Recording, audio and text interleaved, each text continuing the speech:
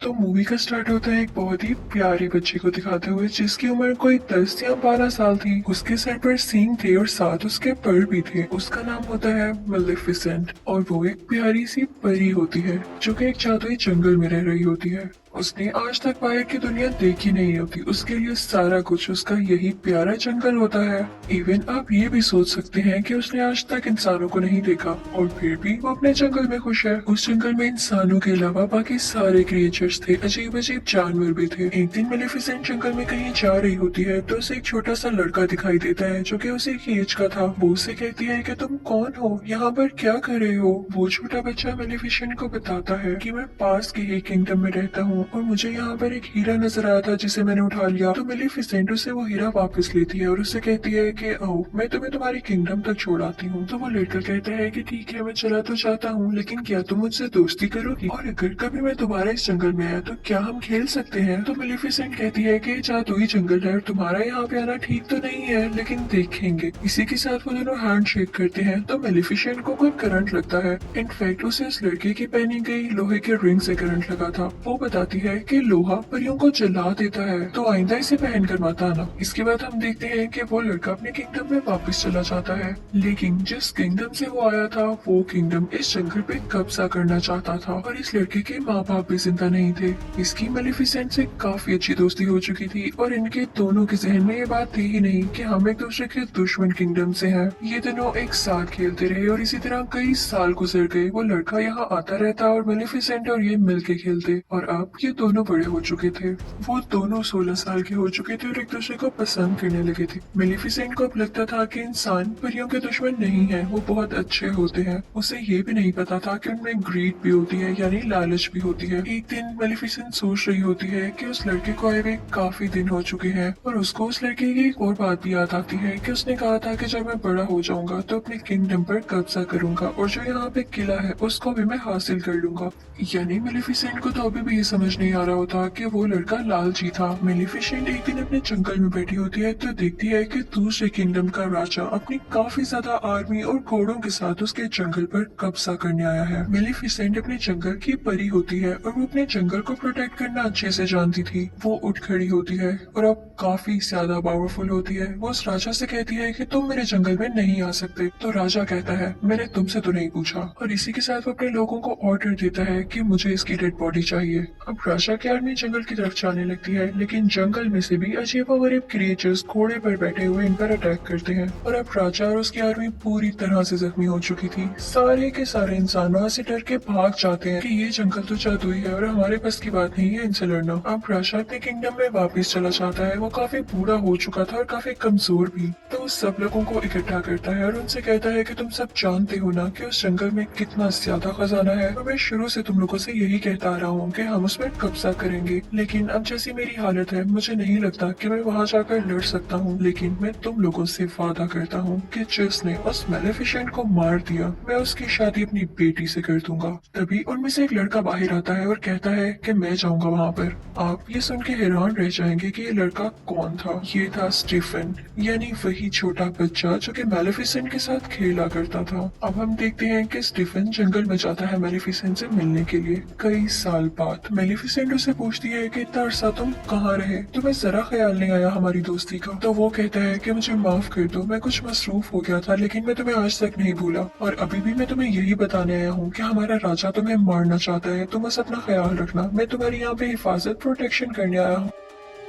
और इसके बाद वो दोनों बातें करने लगते हैं। मेलिफिसेंट उससे कहती है कि मैंने तुम्हें माफ किया, क्योंकि उसको नहीं पता होता कि इंसान किस कदर बुरे हो सकते हैं। वो उस पर यकीन जो कर लेती है। लेकिन स्टीफन बहुत लालची इंसान था। वो उसे कोई नशे की दवाई पिला देता है पानी में, जिससे वो बेहोश हो जाती है। उसके बाद स्टीफन चाकू उठाता है और उसे मारने लगता है, लेकिन नाकाम रहता है। और फिर अगली सुबह जब हम देखते हैं कि मेलिफिसेंट की आंख खुलती है तो उसके पैर नहीं होते, वहाँ पर उसके जख्म हुए होते हैं, जिसे देख के मेलिफिसेंट को अपनी आंखों पर यकीन नहीं आता और वो चिल्लाने लगती है, रोने लगती है, क्योंकि उसके खूबसूरत पैर अब उसके साथ नहीं रहे थे। वो अब पैरों वाली परी नहीं रही थी। दूसरी तरफ हम देखते हैं कि स्टीफन मेलिफिसेंट के पैर लेके राजा के पास आता है और कहता है कि ये ले, मैंने आपसे किया हुआ वादा पूरा कर दिया। राजा उससे बहुत खुश होता है और उससे पढ़ लेके उसे इस किंगडम का राजा बना देता है। और यहाँ पे स्टीफन का भी ख्वाब पूरा हो चुका था, उस लालची इंसान का ख्वाब। दूसरी तरफ जंगल में हमें मेलिफिसेंट दिखाई जाती है, जो कि काफी उदास थी क्योंकि वो अब उड़ जो नहीं पाती थी। वो एक दिन जंगल में चलकर कहीं जा रही होती है कि देखती है कि एक शिकारी किसी कौवे को मारने वाला है। उसे ये सब चीजें बर्दाश्त नहीं होती थी, तो वो फौरन से उस कौवे को इंसान बना देती है और वो शिकारी बेचारा वहाँ से डर के भाग जाता है। वो कौवा जो कि अब इंसान बन चुका था उसके पास आता है और कहता है कि थैंक यू, लेकिन आपने ऐसा क्यों किया? तो मेलिफिसेंट कहती है कि मैं नहीं बता सकती, बस मेरे दिल में रहम आ गया। तो वो कौवा कहता है कि अब मैं आपकी सारी जिंदगी खिदमत करूंगा, आप जो मुझसे कहेंगी मैं आपकी हर बात मानूंगा। वो इंसान बनने पे काफी खुश होता है। तो मेलिफिसेंट भी इस बात से एग्री हो जाती है और उसका नाम डीएवल रखती है। हम डीएवल उसे इन्फॉर्मेशन ला कर देता था। मेलिफिसेंट को पता चलता है कि स्टीफन ने सिर्फ और सिर्फ राजा बनने की लालच में उसके पैर काटे, तो उसे इंसानों से नफरत होने लगती है। उसका ट्रस्ट इंसानों पर से खत्म हो जाता है। फिर हम देखते हैं कि उस तरफ किंगडम में स्टीफन की राजा के बेटी के साथ शादी हो चुकी थी और अब उसकी एक बेटी भी पैदा होती है। वहाँ पे काफी ज्यादा सेलिब्रेशंस हो रही होती हैं और किसी को कुछ पता नहीं होता कि वहाँ पे कौन कौन आ रहा था, कितनी कितनी दूर से आ रहा था। और इसी चीज का फायदा उठाते हुए मेलिफिसेंट भी वहाँ पर जाती है और उसे विश करने लगती है। वो उस छोटी बेबी से कहने लगती है कि तुम बहुत प्यारी हो, लेकिन जैसे ही तुम 16 साल की होगी तुम्हारे हाथ में एक सुई चुभेगी, जिसके बाद तुम्हारी डेथ हो जाएगी, तुम्हारी मौत हो जाएगी।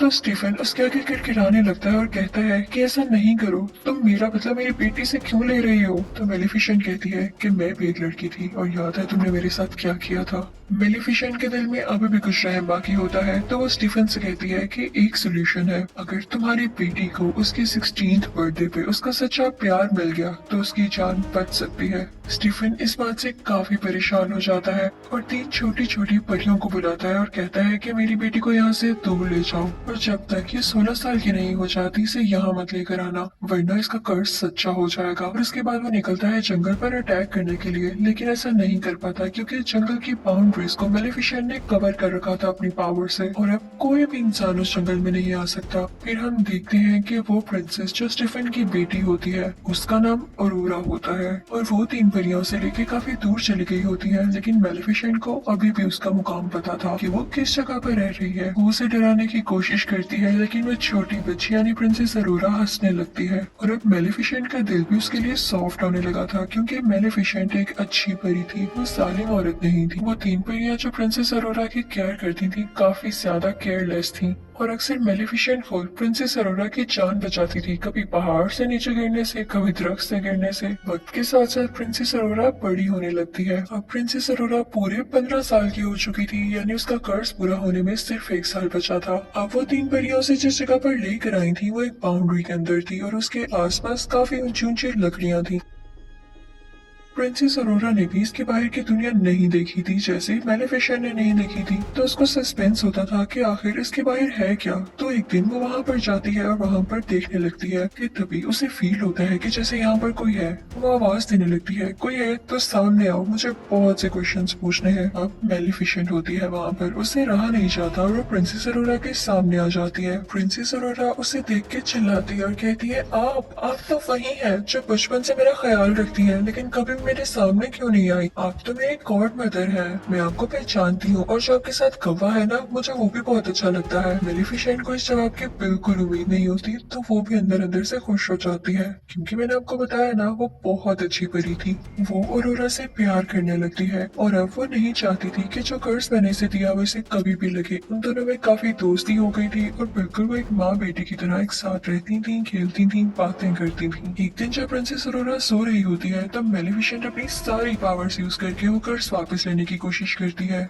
लेकिन उसे पता चलता है कि इतने साल पहले दिया गया कर्ज अब वापस नहीं हो सकता, स्पेशली तब जब उसके कंप्लीट होने का टाइम बहुत करीब आ चुका हो। और इसी बात को तो लेके मेलिफिसेंट परेशान थी कि उसका 16वां बर्थडे आने ही वाला था, तो वो ये दुआ करती है कि जल्दी इसे इसका सच्चा प्यार मिल जाए ताकि इसका ये कर्ज रिवर्स हो जाए। फिर उसके बाद हम देखते हैं कि सुबह हो जाती है और जंगल में प्रिंसेस अरोरा और मेलिफिसेंट बातें कर रहे होते हैं। प्रिंसेस अरोरा मेलिफिसेंट से पूछती है कि आपके पर कहाँ गए? सारी परियों के पर होते हैं है तो मेलिफिसेंट कहती है कि मेरे भी पर हुआ करते थे, लेकिन किसी इंसान ने उनको मुझसे छीन लिया। मैं उनके साथ बहुत खुश थी, मैं आसमान में बहुत ऊंचा उड़ा करती थी और मुझे वो काफी याद भी आते हैं। इसी के साथ मेलिफिसेंट रोने वाली हो जाती है तो प्रिंसेस अरोरा उसको चुप कराती है और कहती है कि आप परेशान ना हो, मेरा कल 16th बर्थडे है और देखिएगा मैं इजाजत लेके उन परियों से आपके पास रहने आ जाऊंगी। आप अकेली नहीं है, मैं आपके साथ होंगी। लेकिन मेलिफिसेंट जानती थी कि ऐसा पॉसिबल नहीं होने वाला था जब तक कि उसे उसका सच्चा प्यार न मिल जाता, और एक दिन में ऐसा तो हो नहीं सकता था। प्रिंसेस अरोरा वहाँ से अपने घर जा रही होती है कि रास्ते में उसे एक लड़का दिखाई देता है जो कि काफी प्यारा था और उसी के जितना था। वो दोनों जैसे एक दूसरे की तरफ देखते हैं तो एक दूसरे को पसंद करने लगते हैं।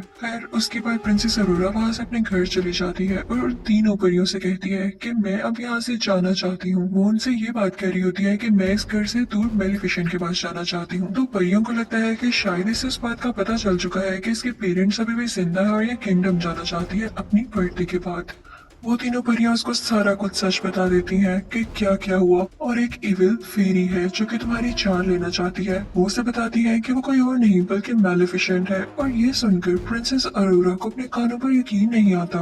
वो काफी उदास होकर मेलिफिसेंट के पास जाती है और उनसे पूछती है कि क्या जो मैंने सुना वो सारा कुछ सच है। तो मेलिफिसेंट उसे प्यार से कहती है कि हाँ ये सच है, मैंने तुम्हें कर्ज दिया था लेकिन अब मेरा दिल बदल चुका है। मैंने सिर्फ तुम्हारे फादर की वजह से ऐसा किया। मैं भी अब नहीं चाहती कि तुम मर जाओ, मैं तुमसे बहुत प्यार करती हूँ। लेकिन प्रिंसेस अरोरा काफी हर्ट होती है और वहाँ से चली जाती है। वो सीधा उस किंगडम की तरफ भागती है और जाके अपने फादर यानी स्टीफन राजा के गले लग जाती है और कहती है कि डैड मैंने आप लोगों को बहुत मिस किया, मुझे लगता था कि शायद मैं अकेली हूँ। उसके डैड को बहुत गुस्सा आता है उन तीन परियों पर। वो कहते हैं कि जब मैंने कहा था कि अरोरा को उसकी 16th बर्थडे के बाद लेकर आना है तो तुम लोग सब कुछ जानते हुए भी इसे एक दिन पहले क्यों ले आए जब कर्ज होने ही वाला है पूरा। वो अपने लोगों को ऑर्डर देते हैं कि इसे वापस छोड़ाओ या इसे एक कमरे में बंद कर दो जहाँ इसके आसपास कुछ भी ना पड़ा हो और ना कोई इस कमरे में जाए। लेकिन वो राजा कर्ज को रोक थोड़ी सकता था। तो अब जैसे ही प्रिंसेस अरोरा का 16th बर्थडे आता है तो कर्ज के असर में प्रिंसेस अरोरा खुद ब खुद उस जगह पर चली जाती है जहाँ पर स्पिनिंग व्हील्स पड़े होते हैं और उन पर सुइयां लगी होती हैं। वो कर्ज की वजह से उस सुई को अपने आप ही टच कर लेती है और फिर बेहोश हो जाती है, गहरी नींद में चली जाती है। राजा बहुत परेशान होता है क्योंकि अब उसकी बेटी गहरी नींद में जा चुकी थी और कभी भी उठने वाली नहीं थी। उधर मेलिफिसेंट को भी काफी दुख हो रहा होता है तो उस लड़के को बुलाती है जो कि प्रिंसेस अरोरा को उस दिन रास्ते में मिला। उसे लगता है कि हो सकता है कि ये दोनों एक दूसरे को पसंद करने लगे हों और अगर ये प्रिंसेस अरोरा को मिल जाए तो प्रिंसेस अरोरा जाग जाए। तो मेलिफिसेंट उस लड़के को लेके वहाँ पर जाती है जहाँ पर प्रिंसेस अरोरा सो रही होती है। उसी दौरान वहाँ पर वो मौजूद जो परी होती है जो प्रिंसेस अरोरा का ख्याल रखा करती थी, वो राजा से कहती है कि आप प्रिंसेस अरोरा के फादर हैं, आप उसके माथे पर चूमे, हो सकता है कि वो जाग जाए, हो सकता है आप ही उसका सच्चा प्यार हो। तो किंग स्टीफन कहता है कि नहीं, मैं कभी किसी का सच्चा प्यार नहीं हो सकता, मैंने मेलिफिसेंट को धोखा दिया और उसी लिए ये सब कुछ हो रहा है। अब जब मेलिफिसेंट उस लड़के को यहाँ पर आती है और वो प्रिंसेस अरोरा के पास जाता है तो प्रिंसेस अरोरा नहीं जागती। मेलिफिसेंट को पता चल जाता है कि ये इसका ट्रू लव नहीं है। मेलिफिसेंट ये देख के रोने लगती है और उससे कहती है कि मैं तुम्हें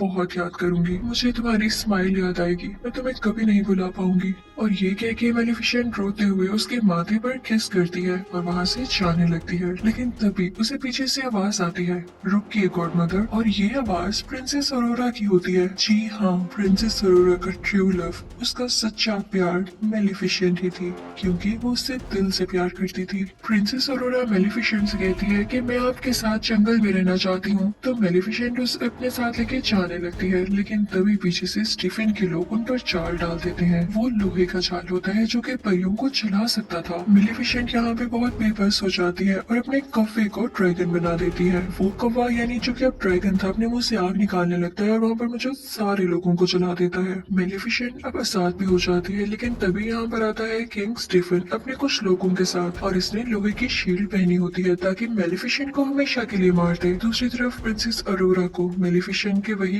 पर नजर आ जाते हैं। वो पर मूव कर रहे होते हैं जिससे उन्हें भी पता चल गया हो कि कि उनकी मालिक यहाँ पर है। प्रिंसेस अरोरा उन परों को आजाद कर देती है और वो खुद ब खुद मेलेफिसेंट के साथ जाके लग जाते हैं। मेलेफिसेंट दोबारा से उड़ने लगती है और स्टीफन को अपने साथ उड़ा लेती है, लेकिन उसे बिल्डिंग से नीचे नहीं गिराती। स्टीफन उस पर अटैक करने लगता है, जिसकी वजह से वो दोनों ही बिल्डिंग से नीचे गिरने लगते हैं, यानी कैसल से। स्टीफन ने मेलेफिसेंट के परों को पकड़ा होता है ताकि वो उड़ न सके, लेकिन जैसे ही वो लोग जमीन पर गिरने वाले होते हैं, मेलेफिसेंट अपने पर खोल लेती है और उड़ जाती है, लेकिन इस वजह से स्टीफन जमीन पर गिरकर मर जाता है। यानी अब ये लालची आदमी इस दुनिया में नहीं रहा था, सब कुछ ठीक हो चुका था। अगली सुबह हम देखते हैं कि मेलेफिसेंट उन सब बाउंड्रीज को हटा देती है जो उसने जंगल के गिर्द बनाई हुई थी। वहाँ पर दोबारा से फूल खिलने लगते हैं, ग्रीनरी वापस आ जाती है। उसके बाद वो प्रिंसेस अरोरा से कहती है कि आज के बाद तुम इस जंगल की रानी हो, और वहाँ का किंगडम और ये जंगल आपस में मिल जाते हैं और सब बहुत हंसी खुशी जिंदगी गुजारने लगते हैं। यहाँ पर मेलेफिसेंट पार्ट 1 एंड हो जाता है और आपको एक्सप्लेन करूंगी मेलेफिसेंट पार्ट 2।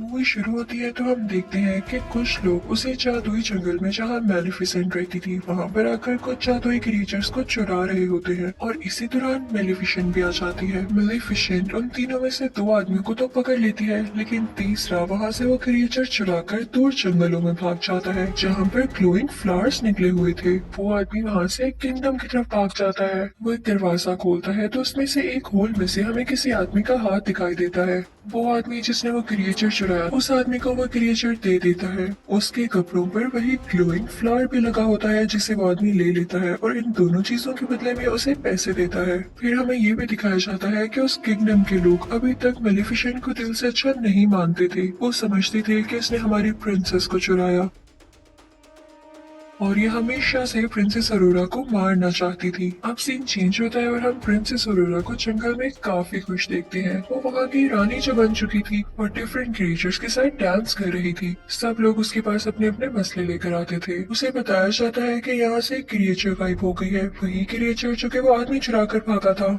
तो ये सुन के प्रिंसेस अरोरा काफी परेशान हो जाती है। तो वहाँ पे वही छोटी हाइट वाली 3 परियां आती हैं और उसे खुश करने लगती हैं। उसका क्राउन लेके भागने लगती हैं ताकि वो भी उसके पीछे पीछे आए। और प्रिंसेस अरोरा जैसे ही नीचे जाती है तो उसे कौन दिखाई देता है भला? वही लड़का जो कि मूवी यानी मेलेफिसेंट पार्ट 1 के एंड पे उसके पास आया था, लेकिन तब तक उसका ट्रू लव नहीं था। वो भी एक प्रिंस था और उसका नाम था प्रिंस फिलिप। वो काफी अरसे से प्रिंसेस अरोरा को पसंद करता था और यहाँ पर फाइनली वो उसे प्रपोज कर देता है, जिसे सुनकर प्रिंसेस अरोरा भी काफी खुश होती है क्योंकि वो भी उसे कहीं न कहीं पसंद करती थी।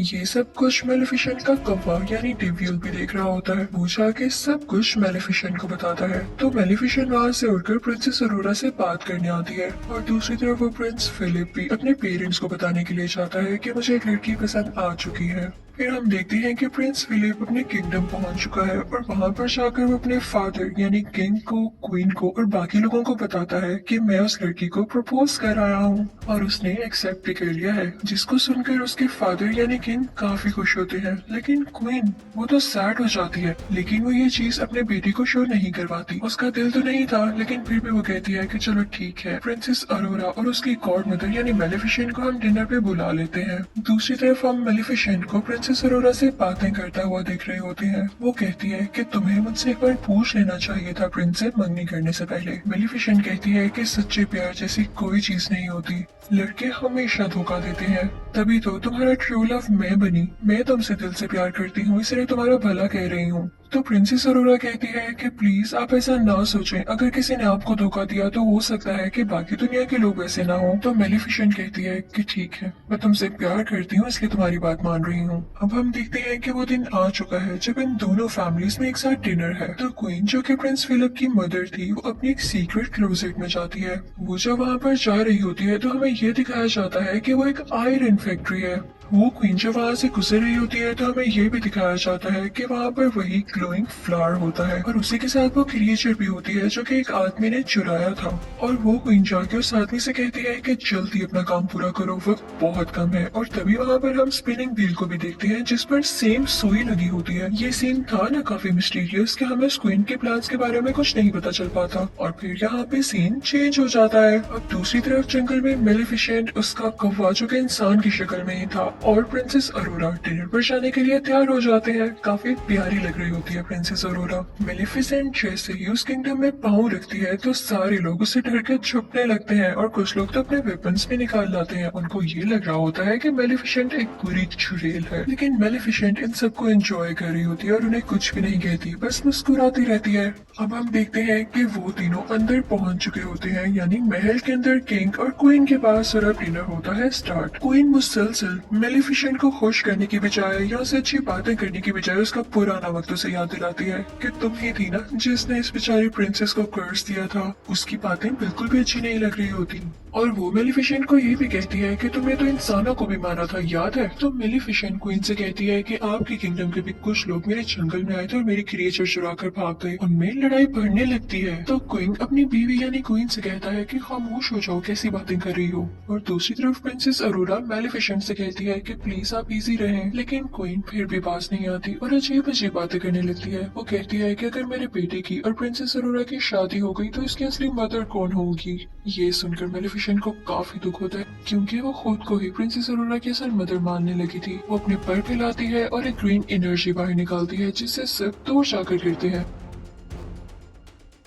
क्वीन भी पीला बचाकर डर जाती है और किंग के पीछे जाके छुप जाती है, जिससे किंग बेचारे नीचे गिर जाते हैं। क्वीन ऊंची ऊंची बोलने लगती है कि मेलिफिसेंट ने किंग पर कर्ज कर दिया है और अरोरा उनकी बात पर यकीन कर लेती है और मेलिफिसेंट से कहती है कि प्लीज आप अपना कर्ज खत्म करते हैं, बार बार क्यों सब पे कर्ज करती हैं। तो मेलिफिसेंट कहती है प्रिंसेस अरोरा तुम भी ये कह रही हो, मैंने कोई कर्ज नहीं किया। लेकिन प्रिंसेस अरोरा मेलिफिसेंट की बात पर यकीन ही नहीं करती क्योंकि क्वीन ने काफी अच्छे तरीके से उसको टैकल कर लिया होता है। तभी वहाँ पर सोल्जर्स आने लगते हैं जो कि मेलिफिसेंट पर अटैक करने वाले होते हैं। मेलिफिसेंट आखिरी बार प्रिंसेस अरोरा से कहती है कि क्या तुम मेरे साथ नहीं आओगी। तो प्रिंसेस अरोरा कोई जवाब नहीं देती और क्वीन और किंग के पास बैठी रहती है। तो मेलिफिसेंट दुखी होकर वहाँ से उठकर चली जाती है। उसके साथ उसका कफा भी खिड़की तोड़ के बाहर चले जाते हैं। लेकिन वहाँ पे एक और लड़की होती है जो क्वीन और किंग की साथी होती है। वो आयरन बुलेट से मेलिफिसेंट पर अटैक कर देती है जिससे वो बेचारी ओशन में गिर जाती है। अब हम देखते हैं कि कैसल में किंग बेचारे बेहोश पड़े होते हैं तो उनको उनके बेडरूम में ले जाया जाता है। सब काफी परेशान होते हैं और उनका बेटा यानी प्रिंस फिलिप अपनी मदर क्वीन से कहता है कि आप डैड के माथे पर चूमे, आप उनसे सच्चा प्यार करती हैं ना, आप उनकी वाइफ हैं, हो सकता है कि वो दोबारा से ठीक हो जाए।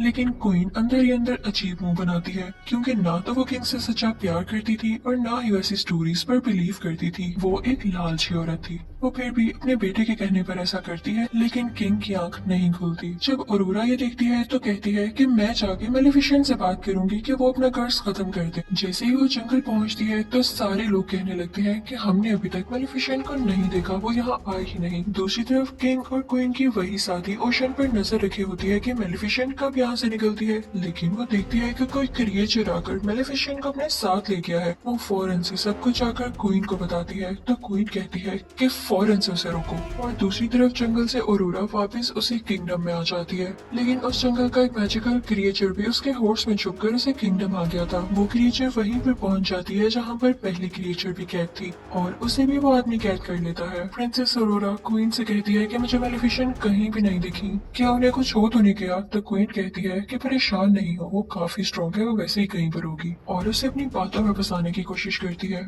दूसरी तरफ क्वीन की वही साथी ओशन पर अभी भी नजर रखी होती है कि जैसे ही उसे मेलिफिसेंट नजर आए वो उसको मरवा दे। और फिर उसके बाद ऐलान किया जाता है कि अगले 3 दिन के अंदर अंदर प्रिंस फिलिप और प्रिंसेस अरोरा की शादी है और हम चाहते हैं कि हम सब लड़ाइयाँ छोड़ दें, हम सुलह करना चाहते हैं और जंगल में जितने भी क्रिएचर्स हैं वो सब के सब इस शादी में इन्वाइटेड हैं। दरअसल ये उनका प्लान था क्योंकि वो ये चाहते थे कि मेलिफिसेंट को मार के जंगल के सब क्रिएचर्स को कैद कर लिया जाए ताकि वहाँ को सिक्योर करने के लिए कोई भी ना हो और फिर उस जंगल पर कब्जा कर लिया जाए। दूसरी तरफ हम देखते हैं कि मेलिफिसेंट की आंख खुल जाती है, वो काफी जख्मी होती है और उसे कुछ क्रिएचर्स की आवाज आ रही होती है जो कि कह रहे होते हैं कि हम इंसानों पर अटैक करेंगे। उनके भी बड़े बड़े पर होते हैं और सर पर सींग होते हैं। वो जंगल में अपनी पनाह लेने आए थे क्योंकि उन्हें ये लग रहा था कि जंगल उनके लिए सेफ पॉइंट हो सकता है इंसानों पर अटैक करने से पहले। मेलिफिसेंट भी वहाँ पर पहुंच चुकी होती है और उनमें से एक क्रिएचर मेलिफिसेंट की तरफ आता है और उससे कहता है कि हम में भी अपनी पावर ट्रांसफर करो।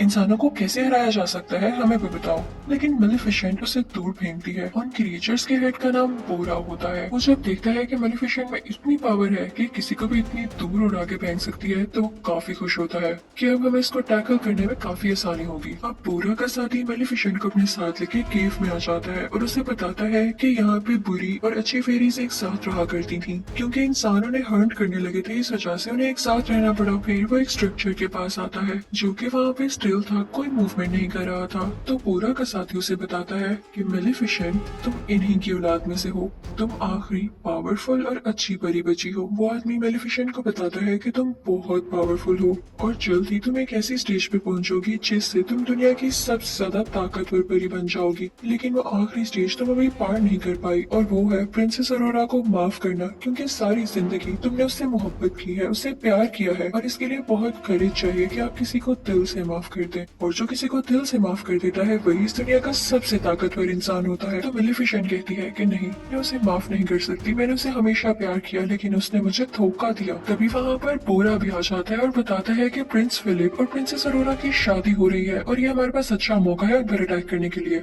लेकिन मेलिफिसेंट यहाँ चुप रहती है। दूसरी तरफ हम ये भी देखते हैं कि प्रिंसेस अरोरा को क्वीन अपनी ढकी छुपी बातों से काफी टॉर्चर करने लगती है, और प्रिंसेस अरोरा को ये फील भी होने लगता है। तो वो प्रिंस फिलिप के पास जाती है और उसे कहती है कि मैं सिर्फ आपके लिए बर्दाश्त कर रही हूँ, वरना मुझे क्वीन अच्छी नहीं लगने लगी। दूसरी तरफ हम ये देखते हैं कि क्वीन का वही आदमी जो कि उस फैक्ट्री में काम कर रहा होता है उस ग्लोइंग फ्लावर के ऊपर, वो उससे कुछ डस्ट तैयार कर लेता है जिसे बताता है कि इससे परियां मर सकती हैं और ये मैंने मेलिफिसेंट को मारने के लिए तैयार किया है। उसे देख के क्वीन काफी खुश होती है। उसके पास एक छोटी सी फेरी भी होती है और जैसे ही वो पाउडर उस पर डालता है तो वो फेरी मर जाती है। क्वीन बहुत खुश हो जाती है, लेकिन वो आदमी उसे कहता है कि ये पाउडर तभी और ज्यादा बन सकता है जब आप मुझे वो ग्लोइंग फ्लावर्स और ज्यादा ला के दें। तो क्वीन अपने लोगों को ऑर्डर्स देती है कि जल्दी जाओ और वो फ्लावर्स फौरन से इकट्ठे करके लाओ। और जैसे ही उसके आदमी उधर पहुंचते हैं वो फ्लावर्स लेने के लिए, तो मेलिफिसेंट को खबर हो जाती है और वो भी वहाँ पे पहुंच जाती है। लेकिन तब तक बहुत देर हो चुकी थी, उसके सोल्जर सारे फ्लावर्स उतार चुके थे और मेलिफिसेंट यहाँ पे कुछ भी नहीं कर पाती। बस वो बहुत उदास थी क्योंकि उसके साथ हमेशा बुरा ही हुआ था।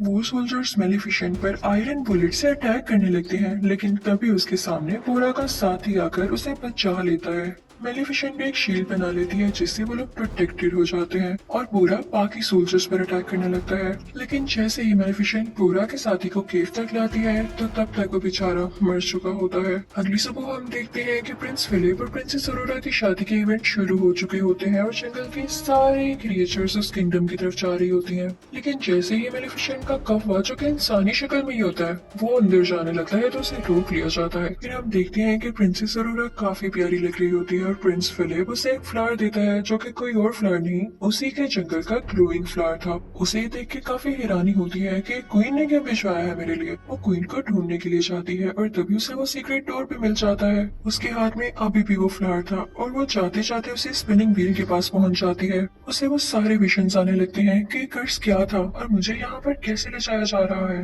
वो वहाँ पर देखती है कि दो फेरीज भी कहते हैं वही क्रिएचर्स जिसे साथ में कैद किया था, उनको छुड़ाने ही लगती है, लेकिन वो आदमी उसे रोक लेता है। तभी वहाँ पर क्वीन आ जाती है और वो प्रिंसेस अरोरा से कहती है कि मेरा किंगडम पहले उस जंगल के करीब हुआ करता था, लेकिन इन सब क्रिएचर्स और मेलिफिसेंट के एंसेस्टर्स ने यानी उसके बड़ों ने मिलकर मेरे किंगडम को नुकसान पहुंचा दिया और मेरे फादर मारे गए। लेकिन जब मेरा भाई भी वहाँ सुलह करने के लिए गया तो उस जंगल के क्रिएचर्स ने मेरे भाई को भी मार दिया और जब मैं अकेली बच गई तो मुझे किंग से शादी करना पड़ी जो कि अब मेरा हस्बैंड है, लेकिन मैं उससे प्यार नहीं करती। तो क्वीन कहती है कि मैं तुम सबसे बदला लेकर रहूंगी। क्वीन सोल्जर्स को ऑर्डर देती है कि प्रिंसेस अरोरा को एक रूम में कैद कर दिया जाए और ऐसा ही होता है। और फिर उन क्रिएचर्स को भी एक रूम में बंद कर दिया जाता है और फिर उन पर वही पाउडर छिड़का जाता है जो कि साथ में ने तैयार किया था, जिसकी वजह से सारे क्रिएचर्स बेचारे वीक होने लगते हैं। जिस रूम में अरोरा होती है वहाँ पर उसका वेडिंग ड्रेस होता है और वो उसे फाड़ कर काफी लंबी सी रस्सी में बदल देती है और कैसल से नीचे जाने की कोशिश करती है, लेकिन तभी वहाँ पर सोल्जर्स आते हैं और प्रिंसेस अरोरा खुद को रूम में ही बंद कर देती है। मेलिफिसेंट का कौवा भी जो कि इंसानी रूप में ही होता है कैसल के अंदर आ जाता है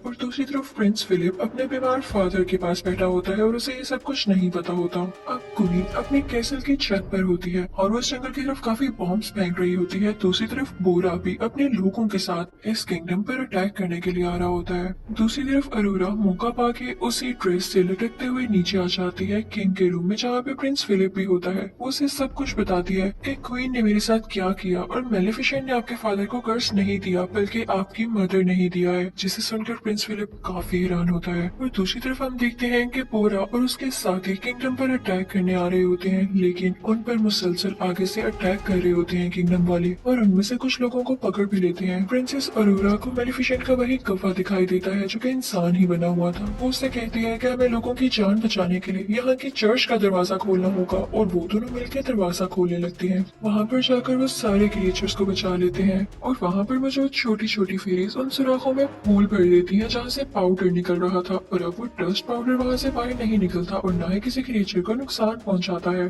और जब क्वीन की वो साथी लड़की जो कि पाउडर गिरा रही होती है उनको ठीक करने जाती है तो वहीं से खुद ही नीचे गिर जाती है। प्रिंस फिलिप अपनी मदर यानी क्वीन को समझाने जाता है, लेकिन क्वीन सोल्जर से कहती है कि इसको पकड़ लो, लेकिन प्रिंस फिलिप उसी से पहले कैसल से नीचे जंप लगा देता है। वहाँ पर प्रिंसेस अरोरा और मेलेफिसेंट के कफे को भी पकड़ लिया जाता है, लेकिन तभी वहाँ पर आती है मेलेफिसेंट और अपने कफे को एक बड़े से बियर में तब्दील कर देती है और वो बियर चर्च का दरवाजा खोल के सब क्रिएचर्स को आजाद कर देता है। मेलेफिसेंट बाकी लोगों पर अटैक करने लगती है और अपने लोगों को बचाने लगती है। तभी वहाँ पर बोरा भी आ जाता है और क्वीन के सोल्जर से लड़ने लगता है, लेकिन फिलिप उसे आके रोकता है और कहता है कि ये हमारे जनरल है, इसे कुछ मत कहना। तो बोरा वहाँ से चला जाता है। जब जनरल ये देखता है कि इसने मुझे नहीं मारा तो उसे पता चल जाता है कि असली सालिम कौन है, यानी क्वीन असली सालिम है। दूसरी तरफ मेलेफिसेंट रूफ टॉप पर आती है उसी क्वीन के पास, लेकिन प्रिंसेस अरोरा भी पास आती है मेलेफिसेंट की और उससे कहती है कि प्लीज क्वीन को मत मारे वरना सब लोग वाकई समझेंगे कि आप सालिम थी। लेकिन मेलेफिसेंट कहती है कि नहीं अरोरा, पीछे हट जाओ, मुझे तुम्हारी कोई बात नहीं सुननी। तो अरोरा रोते हुए कहती है कि मदर ऐसा ना करें। और जब मेलेफिसेंट उसके मुंह से मदर लव सुनती है तो उसका दिल काफी सॉफ्ट हो जाता है और उसके दिल में इमोशंस आने लगते हैं। और जब वो दोनों एक दूसरे को ऐसे देख रहे होते हैं तो जाहिर है क्वीन को मौका मिल जाता है उन पर अटैक करने के लिए। तो वो वही डस्ट पाउडर प्रिंसेस अरोरा की तरफ फेंकती है, लेकिन मेलेफिसेंट उसके सामने आकर प्रिंसेस अरोरा की जान बचा लेती है। और जैसे ही मेलेफिसेंट को एरो लगता है वो एशिस में बदलने लगती है और प्रिंसेस अरोरा बहुत ज्यादा रोने लगती है। क्वीन ये देख के काफी खुश हो जाती है और ऐलान करती है कि अब तुम लोगों की मेलेफिसेंट नहीं रही और अब मैं पूरी जगह पर कब्जा करने वाली हूँ। लेकिन तभी हम देखते हैं कि प्रिंसेस अरोरा के आंसू मेलेफिसेंट के एशेस पर गिरते हैं और मेलेफिसेंट फिर से जिंदा हो जाती है। उसके बड़े बड़े पैर आ जाते हैं। क्वीन को बहुत गुस्सा आता है और वो प्रिंसेस अरोरा को कैसल से नीचे धक्का दे देती है और मेलेफिसेंट उसे बचा लेती है। प्रिंस फिलिप को भी अपनी मदर के बारे में सब कुछ पता चल चुका था, इसलिए वो भी मेलेफिसेंट के पास आ जाता है और मेलेफिसेंट मान जाती है प्रिंसेस अरोरा और प्रिंस फिलिप की शादी के लिए। तभी मेलेफिसेंट के पास वो छोटा आदमी भी आता है जिसने उसके क्रिएचर्स को कैद किया हुआ था। वो उसके क्रिएचर्स छोड़ देता है और उसे वही सुई देता है जिसकी वजह से वो कर्ज फैला। अब सबको पता चल जाता है कि कर्ज फैलाने वाली असली क्वीन ही थी। अब किंग भी जाग चुका था और क्वीन को बोरा के लोग पकड़ लेते हैं और उसे फेंकते हैं। मेलेफिसेंट उसे कोर्ट में बदल देती है और वहाँ की सारी जगह को फूलों से सजा देती है और फिर वो बोरा से कहती है कि तुम लोग अच्छे क्रिएचर्स हो, तुम हमारे साथ रह सकते हो। और फिर उसके बाद वो अरोरा को वेडिंग ड्रेस पहनाती है और वो ऐलान करती है कि हम सारे मिलकर रहेंगे एक यूनियन में। और उसके बाद प्रिंस फिलिप की और प्रिंसेस अरोरा की शादी हो जाती है। किंग भी काफी खुश होता है और सारे क्रिएचर्स सारे लोग उनके लिए क्लैपिंग कर रहे होते हैं और यहाँ पर दोनों किंगडम्स मिल जाते हैं और हंसी खुशी रहने लगते हैं। और फिर मेलेफिसेंट प्रिंसेस अरोरा और प्रिंस फिलिप से कहती है कि अब मैं तब दोबारा यहाँ पर आऊंगी जब तुम लोगों का क्यूट सा बेबी होगा। और फिर मेलेफिसेंट यहाँ से चली जाती है और सब कुछ पीसफुल हो जाता है। यहीं पर यह मूवी यानी मेलेफिसेंट पार्ट 2 भी खत्म हो जाता है। Thank you for watching. Good bye.